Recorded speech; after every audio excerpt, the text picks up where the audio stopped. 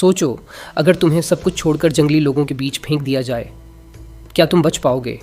किसी द्वीप में एक अमीर आदमी रहता था जिसे शिकार का बहुत शौक था, मगर शिकार पर जाते हुए रास्ते में एक गरीब टोकरी बनाने वाले की ज़मीन पड़ती थी। उस ज़मीन में नरसल सरकंडे उगे हुए थे। उस खेत की ऊबड़ खाबड़ ज़मीन और नरसल के बीच से गुजरने की तकलीफ़ अमीर को बहुत बुरी लगती थी। एक दिन अमीर ने गरीब को बुलाकर कहा, क्योंकि तुम ये ज़मीन हमें दे दो।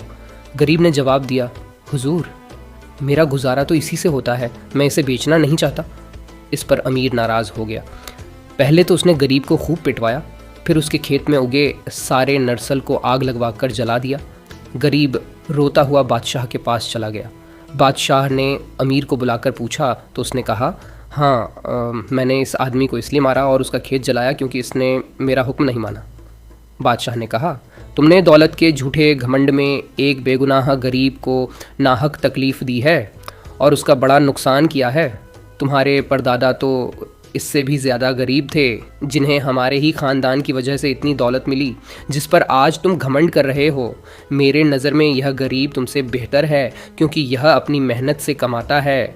फिर बादशाह ने हुक्म दिया कि अमीर और उस टोकरी बनाने वाले को नंगा करके एक सुनसान द्वीप पर छोड़ दिया जाए। हुक्म के मुताबिक दोनों को एक हफ्ते के लिए एक ऐसे द्वीप पर छोड़ दिया गया जहां जंगली लोग रहते थे।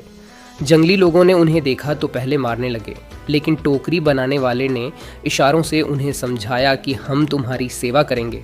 उसने वहाँ के नरसल से एक टोपी बनाई और एक जंगली के सिर पर पहना दी। जंगली लोग उस टोपी से इतने खुश हुए कि हर समय उससे टोपियाँ बनवाने लगे, मगर अमीर की हालत बहुत ख़राब हो गई क्योंकि वह कुछ नहीं कर सकता था।